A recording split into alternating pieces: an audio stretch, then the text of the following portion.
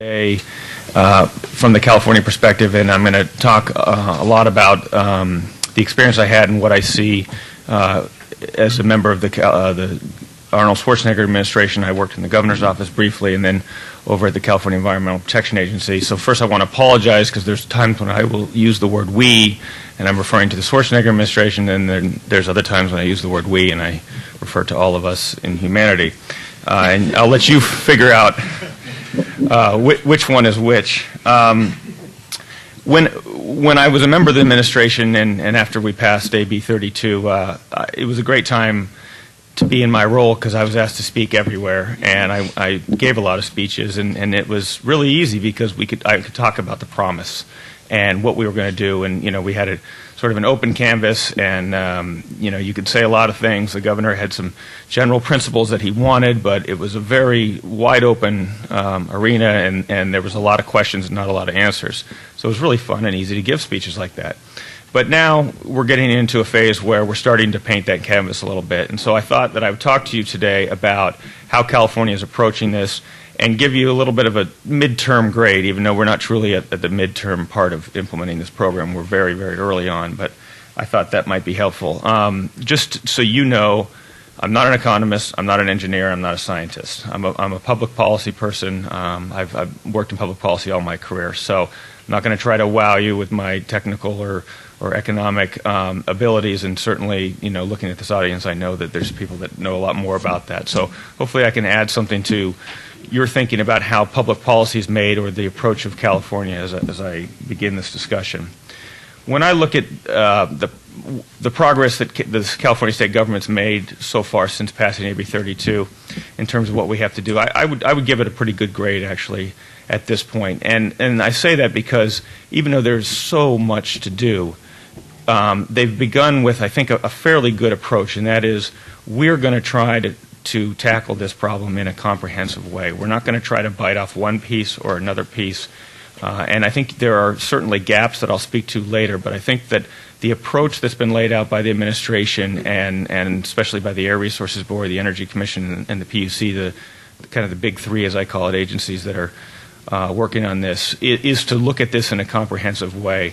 And I think that that's appropriate. And when I say look at it in a comprehensive way, I mean that the strategies for reducing emissions will come from all kinds of different areas. Now, during the negotiations of the bill and early after the bill, there was a lot of debate about whether we should regulate to reduce emissions or we should create a market, and it was a real fun debate for a lot of people to be involved in, including myself. But I think if you look at what's happening now, you realize that there is a real mix of both. We now have a view of how the Air Resources Board is going to at least handle part of this, because 2 weeks ago the board approved what they call a list of early actions. These are primarily regulatory approaches that are going to be implemented. In other words, the regulation will be in place somewhere between 2010 and 2012, and the bill's mandatory reductions begin in 2012, just to remind you. And there's a list of 44 of them. So they've got a very healthy list of regulations, and again, some of them have market components in them, that are going to be done in the next couple of years. And so, if you were wondering, is California just going to create one big nice market and then let that operate? Well, the answer is no. There is going to be a healthy mix of regulation. So let me give you an example of what some of those regulations look like. And the first tranche, I would say, are what some people refer to as command and control regulation. And this is something that I think, from the perspective of the regulators, and in this case it's primarily the Air Resources Board, is the easiest for them to do. It's what they know best, it's what they have a good history of doing, and it's what they're frankly most comfortable with. An example would be, we call it ban the can, the self-refilling refrigerants for automobiles that are filled with HFC 134A, which has a global warming potential of 1,300, is something the Air Resources Board is looking at banning. Very simple to do. It's going to have an economic impact. It's going to hurt some people. Adjustments are going to have to be made, but that's a command and control regulatory approach that's going to have an impact on emissions. Smart way truck efficiency, mandating that trucks, big rig trucks in this state, put on certain elements onto their truck that will make them more efficient. They'll use less fuel. and they will reduce emissions. Some people believe that this is cost effective in terms of the fuel savings. Some people don't believe it's cost effective, but it's being done primarily for the reduction of greenhouse gas emissions and criteria air pollutants. Cool paints will be another one that they're looking at doing. This would be mandating that auto manufacturers use paints that I'm not sure exactly how to describe this. They don't necessarily cool your car, but they don't allow your car to heat up as much in the sun as the paints that are used today.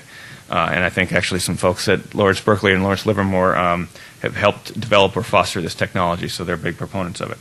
Those are examples of command and control regulatory approaches that you're going to see a healthy dose of as we go forward.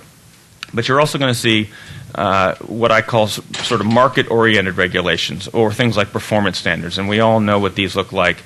Performance standard would be, your washing machine can only use so many, gallons of water per load, and then let the manufacturer figure out how to do it.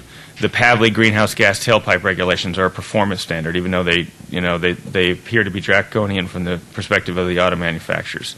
The auto manufacturers have the flexibility to figure out how to do it, and they have the flexibility to, have some of their fleet be extremely clean and other parts of their fleet be not as clean, so they can do some fleet averaging.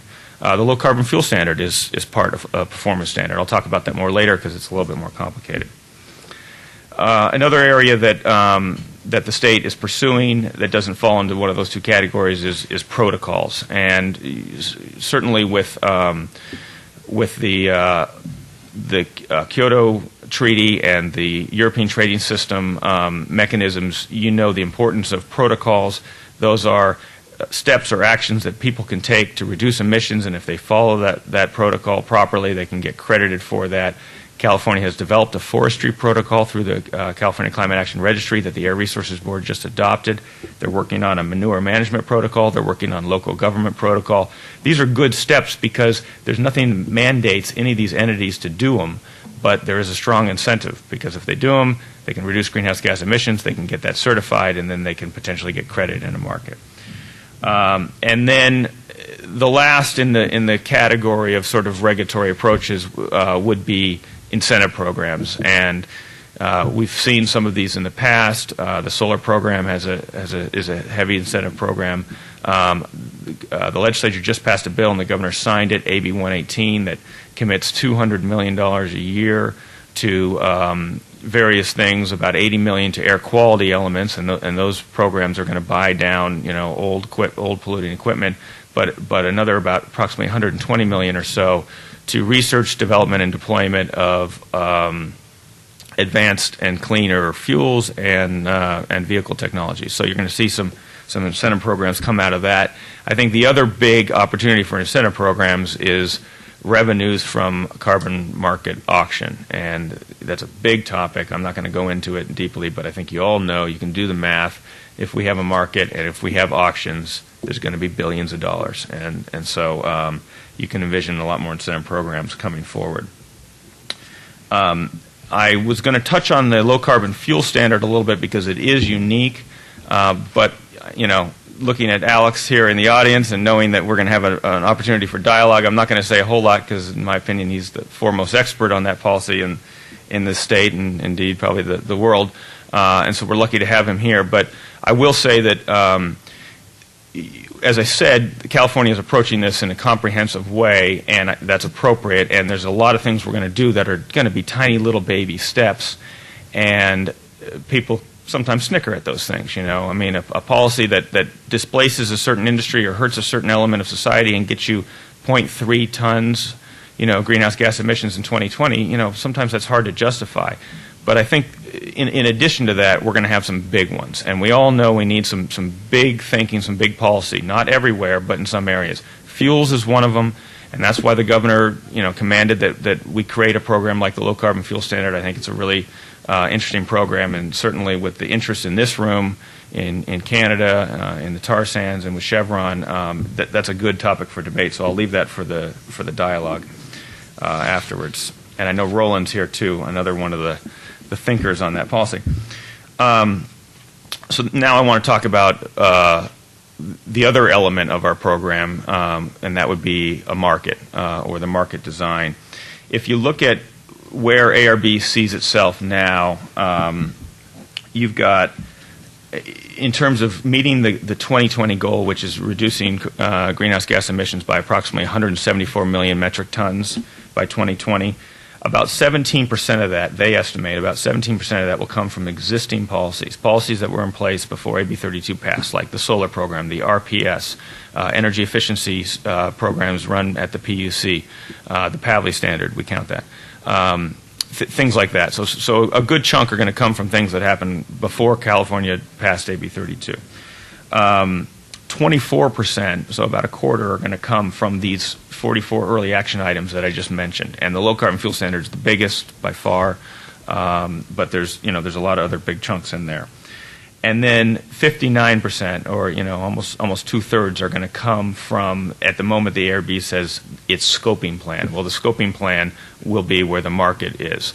Now, there may be additional regulations in there, but you can see that it's very likely that over 50% of our greenhouse gas reductions will come from a market system. So it's very important that we do this right, and that we get something that works. So I want to talk a little bit about the thinking of the administration in terms of designing it. The first thing that's important to know, in terms of if you're wondering, is this state up to this task, and a lot of people ask that question, is, are they rushing into this, or are they thinking through it soberly? And I think the answer is that California's been thinking through it soberly. And the best evidence of that is the creation and the selection of individuals on the Market Advisory Committee. If you look at the concept behind the Market Advisory Committee, it was, in my opinion, fairly simple. It was, we are embarking on a great unknown to the people of California, and we need the world's foremost experts to help us think about this and design it. It was sort of a pre-regulatory thinking session, in my opinion. And so the Market Advisory Committee was put together by academic, industry, and NGO experts from California, from the rest of the United States, and then a sprinkling of folks from Europe as well.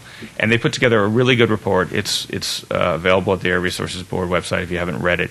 And in my opinion, it kind of set the table for a good debate on what a market should achieve, how it should be designed, what are the things we need to think about. And that was helpful because I got to tell you, people were all over the map. Very little understanding of markets to begin with, and then ideas coming all over the map. So it was nice to get this group of experts that could, as I said, set the table, set some parameters, and get us debating about some of these finer issues. And that's what's happening.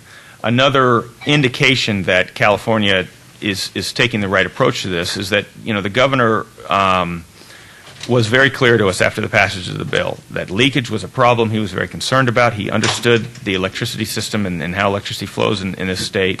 And he knew the importance of interacting with our partners in the West. And so he commanded us to go out and reach out to the other states in the West and develop, to the extent that we could, our program and align with them. Well, fortunately, they were all they weren't all, but many of the states in the West were very eager to do the same thing. And so we created the Western Climate Initiative, which is an initiative amongst, I think, 6 Western states now and a couple Canadian provinces, and there's some observer states too, so the number keeps growing, to jointly develop a market system. And I think this is really responsible amongst these states because, if California did create their own, you've got states, progressive states like Arizona, Oregon, Washington, even New Mexico, that wanted to do something similar, and they would either just be copying California or they'd be creating their own, and we would have havoc. So we've got a good form now, I think, for a responsible discussion on how a market system should operate in the West. And that's really the place where it needs to be at the moment, rather than just in California, because anyone that knows electricity knows that you can't avoid leakage no matter what you do in a design if you don't have the cooperation of those other states. And that makes coal a big issue, and it should be. I mean, we try to pretend like coal's not a problem in California because we don't have many coal plants. But coal is a problem for the entire West, and we all need to work on it together. The other thing that I just want to mention about market design issues is I was frustrated. I do have a little bit of an economic background. I lied, but I was frustrated in the early elements of the discussion that the the debate on markets seemed to come down to the classic debate of environmentalists who wanted things to be, very tight and strict and technology forcing, and businesses who wanted maximum flexibility. But there's not enough economic discussion in the creation of our market, and I think that's starting to change, but it needs to change much more rapidly, because this is going to be one of the most far-reaching economic policies that this state ever does, and the same goes for the United States. I mean, if you consider auctioning 50%, 70%, or 100% of the allowances in a system, it will be the biggest tax increase that a government has ever conceived. And I mean, we're not talking about a carbon tax, and if you need me to explain the difference between the two, but essentially it is a tax on an activity that's gone on without any burden, the emissions of CO2 up until this point. And that is, I think, a preferable way to do it than other ways of reducing greenhouse gas emissions. I'm a fervent supporter of markets, but we have to recognize that this is not just an environmental policy. This is probably one of the biggest economic policies that the state will ever conceive, and we need to address it as such. And we need a heavy dose of economic help. And as we're developing this can't be the classic argument between businesses that want less regulation and environmentalists that want more. So. Okay. And the other thing I think is important to think about a market versus the regulations that I mentioned earlier is, at the moment, the Air Resources Board hasn't defined the term cost effectiveness, and that is what they think is an appropriate cost to get a ton of reduction. And that's problematic in my opinion, because we could be developing regulations that could cost $60, $70, $80, $90 a ton or more, and we could develop a market that may be so good that you can get ton reductions for $20, $30, $40. Now, I'm throwing out numbers here, but the point being is I think you need to have a thought to what is an acceptable market price, not because you're going to set it, but because you need to think about, okay, is this next policy going to be cost effective, or is there a more cost effective way to do that? I said that this is going to be somewhat of a grading system, so I want to quickly talk about where we're lacking, because things aren't perfect. We have a lot of gaps and challenges ahead. The first is technology advancement. Now, I know that putting carbon constraints and putting a price on carbon is going to drive technology over the long run, and I think that's good. But if you hear any politician talk about this, they always talk about we need more money to subsidize new technology, R&D, et cetera. But I don't think that there's I don't think California has a good institution for delivering that money appropriately. And I've talked to some folks about this last night, so I'll be repeating myself. But we have the peer program at the Energy Commission. We have little pots of money here and there. We have some great academic institutions, but I think this is the time to really think about what is the most appropriate way to spend this money, because an enormous amount of money is going to be coming in auction revenues, and we have to get serious about how we're going to spend this properly. And I don't have an answer. I don't know what the best way is. I look at the DOE models. I have a lot of criticisms of those. I look at the peer program, the Energy Commission. I have a lot of criticism of those. I love the fact that we have a great academic community in California, but I also know that every individual academic thinks that what they're doing is the most important thing, and so it's hard to get good advice sometimes from academics because they all want you to send the money to them. So it's a challenge. It's a challenge, and we're going to have to face that one. Another gap. And I'm glad Roland's here because he can talk about this. But we're doing stuff on vehicles, we're doing stuff on fuels, but I don't think we're doing enough on what we call vehicle miles traveled or smart growth. It's a major gap. As California continues to grow and it continues to grow inland, this is going to be a continuing problem. Again, I don't have a solution. It's going to be a very, very difficult public policy issue. It's easier for academics to think about how to solve this. It's very hard to do so when you think about land use planning that's been done on the local and county level, and the state now feeling responsible for these things. So that's a challenge. Existing commercial and residential buildings is another gap that I see. I think California does a great job of tightening down building standards, but for the existing fleet, it's challenging to get to those. And we all know the power of energy efficiency, but we also know that that power has not been unleashed on existing buildings to the extent it needs to, so that's a gap.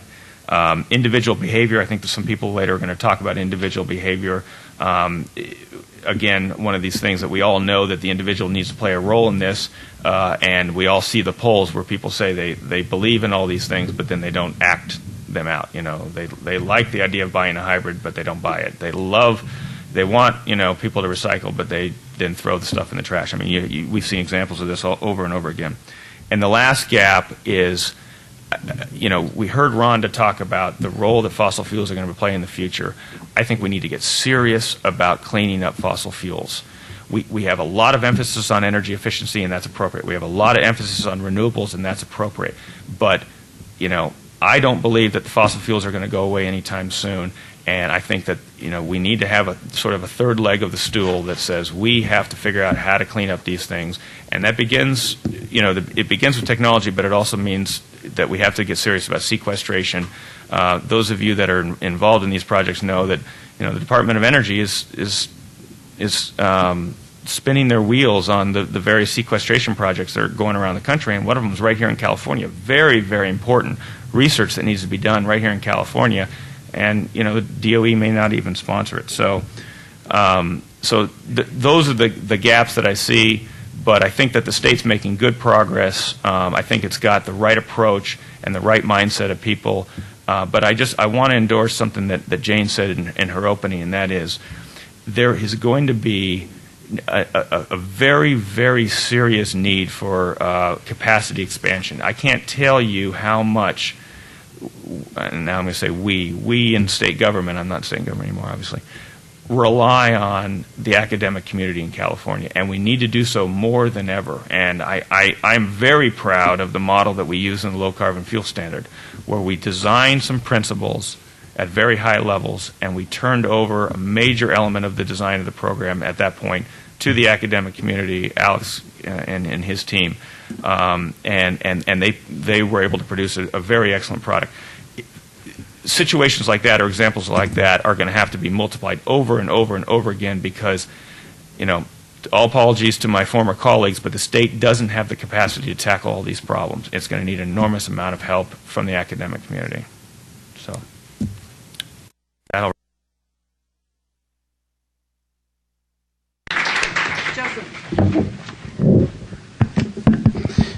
Thank you, and good morning. It's a pleasure to be here, and I want to thank the organizers for their very kind invitation, and I want to thank the sun for shining this morning. It's a lot cheerier than it was yesterday.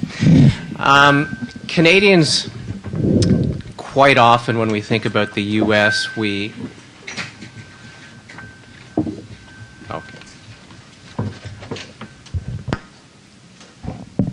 Okay.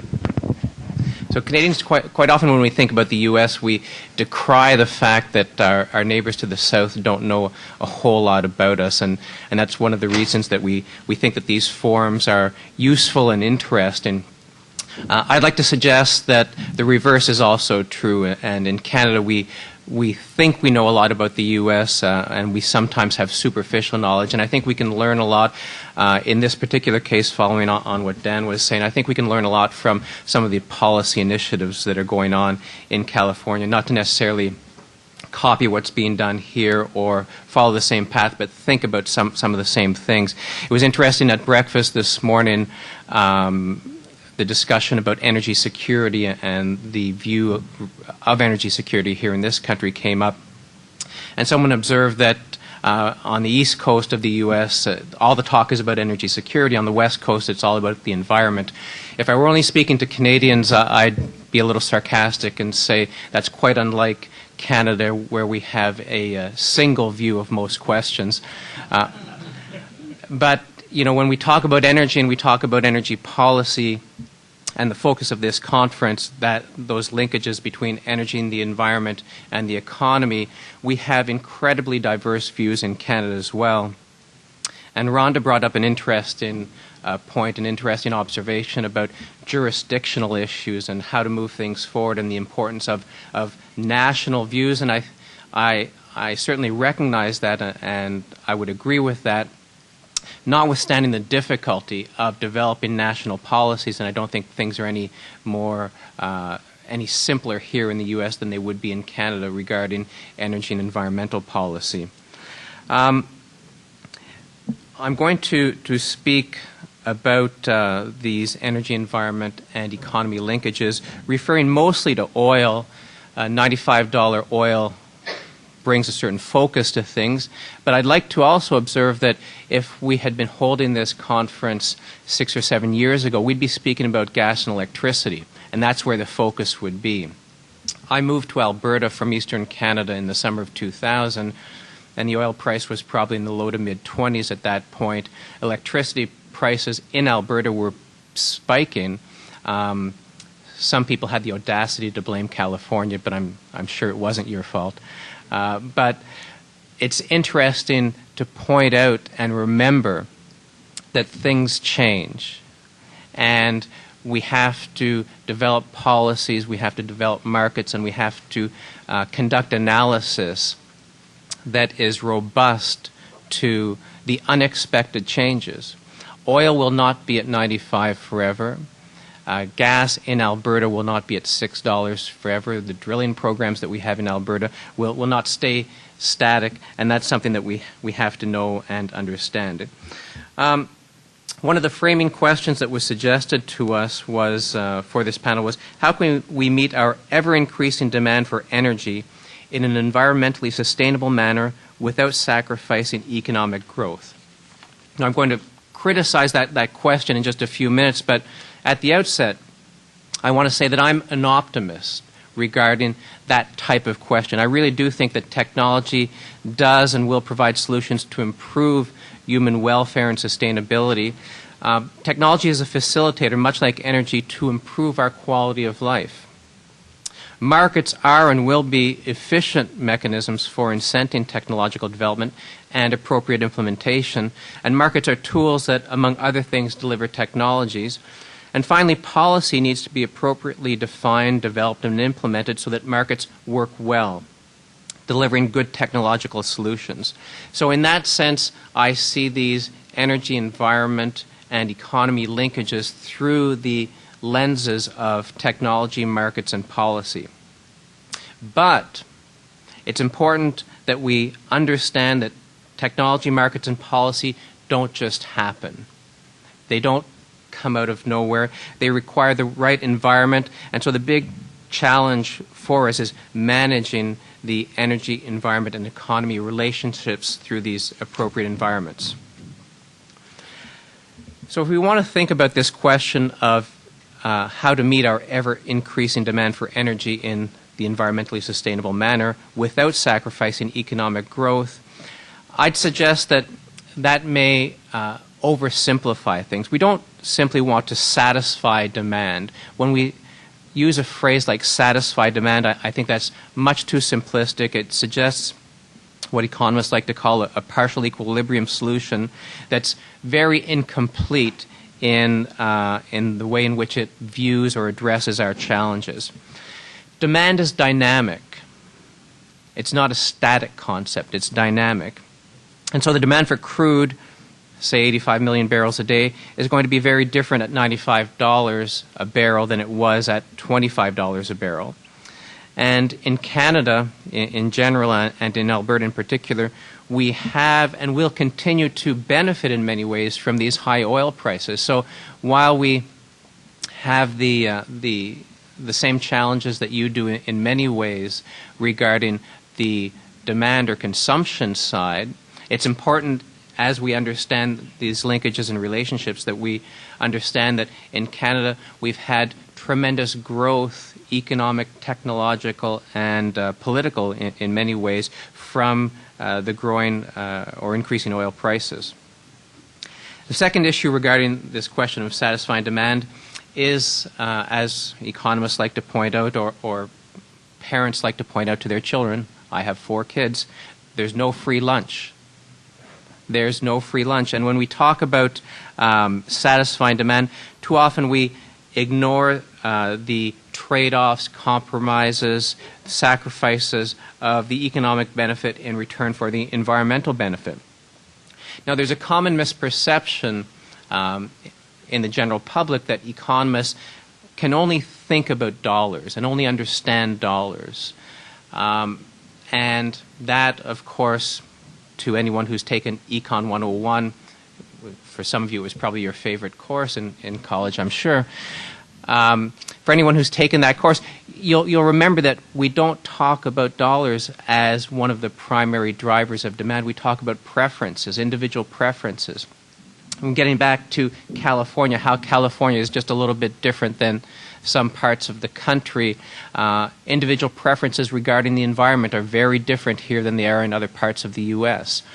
Having said that, it's also the case that when you look at polling results, you see that when you ask people if they think the environment is a good thing, generally they will say yes, and this is true throughout the world. And if you think that, if you ask them if they think that we should pay for a cleaner environment, they certainly say yes. And if you ask them if other people should pay for the environment, they say, well, absolutely. And things change when you ask them if they should pay. You know, some people are willing to pay. People are willing to pay different amounts, but too often, or a criticism that I have for the politicians is that too often, much too often, politicians sell the public a bill of goods. We can have a clean environment and grow the economy, make everyone richer, healthier, and better looking. And that may be true in California, but in general, that is a bill of goods. And we have to, I think, do a better job of telling people, of convincing people that we can get a better environment, we can get more energy security, we can get improved technology and so on, but it involves trade-offs, it involves recognizing what the compromises are.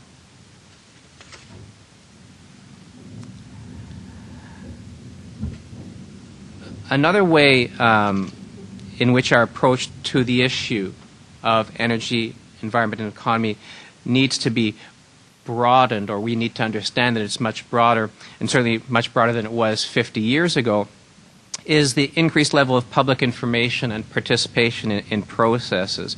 And this is evidenced in the tremendous growth in web media, but also in public participation in regulatory processes, the growth of public interest groups, and so on. Wealthy individuals, and that's certainly the case for all of us here in the room, and at a general level, I think, for the people or the citizens of our two countries, wealthy individuals can and do turn their attention in efforts to environmental issues and local impacts. And in this sense, the environment is very much of a luxury good. Thus, there's greater scope for confrontation of ideas and preferences as individuals become wealthier. And this certainly isn't in and of itself a bad thing. It's a democratic process, it's a civil society process, and it's a good thing. But it can become a bad thing or can be managed poorly if these processes don't allow us to achieve closure on regulatory issues or societal issues. An example that some of you south of the border may be aware of is the Mackenzie Valley natural gas pipeline project, the development for Mackenzie Valley gas in northern Canada. A less than perfect process. I won't go into the details, but we have a tremendous amount of consultation, which is good, a tremendous amount of devolution of powers to individual groups, which is good, but we have processes that are arrested in their development towards a solution. And the solution need not be the construction of that pipeline. The solution may be that we decide not to build that pipeline. But to date, we've had much too much bureaucratic regulatory nightmare there. Another example closer to home for me is the construction of a high voltage transmission line in Alberta, which many folks in the province think is a good idea. Many local landowners think is a bad idea. And we just have done a pretty poor job at trying to bring the arguments to a good forum and a good mechanism for deciding whether or not we should build that high voltage transmission network.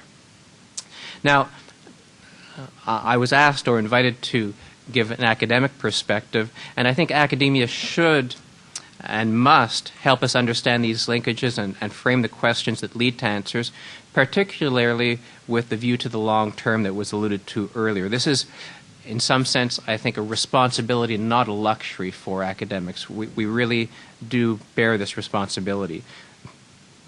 Economics in particular must be at the forefront, certainly not alone, but at the forefront in providing, I think, a deeper and more precise understanding of these energy, environment, and economy linkages. I think we have to enlighten the political debate and possibly make it less about politics, develop a better understanding of markets, their strengths and weaknesses, where they can be applied, where they can be used, and where perhaps markets should not be used, and facilitate technological development via appropriate mechanisms, incentives, and give a better understanding of the real problems. So how can economics and academia, more broadly speaking, help in the above sense? Well, certainly those of you who are familiar with the petroleum sector, you know that oil is not oil is not oil. And I think that economics can bring that type of analysis and a better understanding of the different types of markets to not only the energy sector, but the environmental sector. So the environment is not the environment is not the environment. We don't and should not think about regulating air in the same ways we think about regulating water. And regulating water across different watersheds is not the same as regulating within a watershed.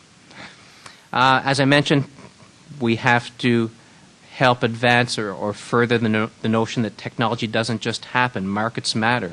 And technological innovation requires more than just the demand or the need for technology. And just as an aside, one of my colleagues in the business school warns his students at the beginning of every semester that they'll be punished should they ever use the word need in any of the answers to his questions. You don't need anything. You want lots.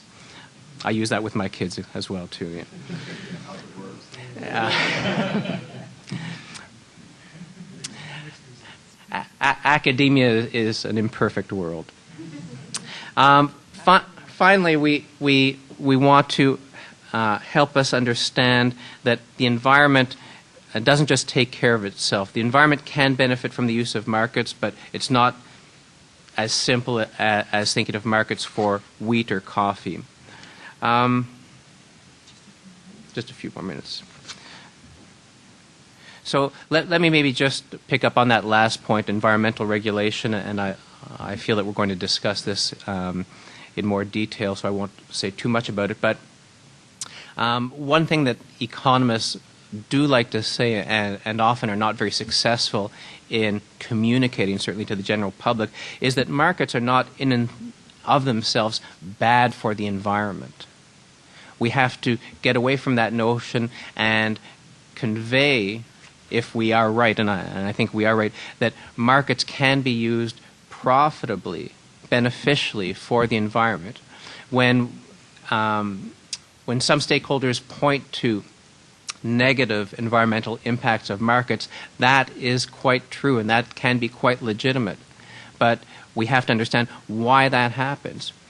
What needs to be adjusted in those markets, what needs to be accounted for differently, what property rights are not well accounted for, and so on. Market players respond to market signals, generally prices. And so if a particular market is delivering poor environmental results, maybe the problem is that market is incomplete and poorly defined.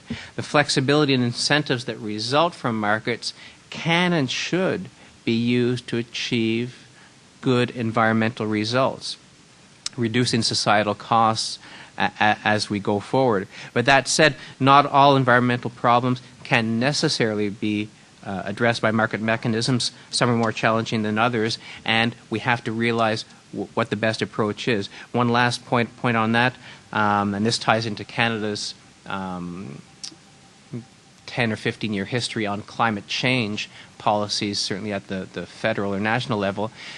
One general conclusion from that is that voluntary mechanisms really don't work too well. They really don't work too well. Unfortunately, I think we have a pretty poor history on the climate change file at the national level of putting forward objectives and mechanisms that are not well rooted into the way individual actors, whether it's individual stakeholders, firms, or governments, actually act or react.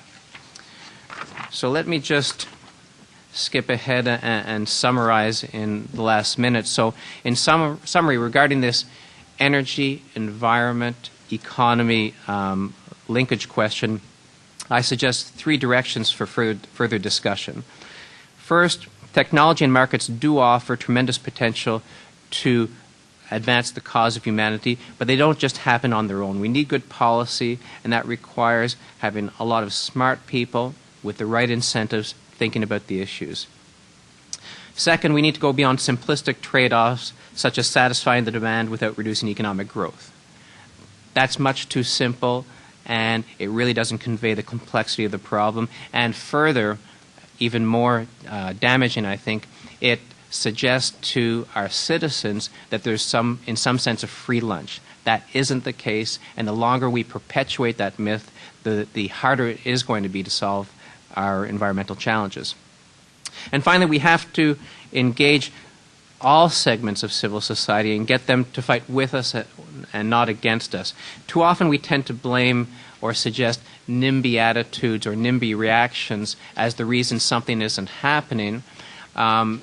There's nothing wrong with people not wanting some type of development, not wanting some type of infrastructure built near them,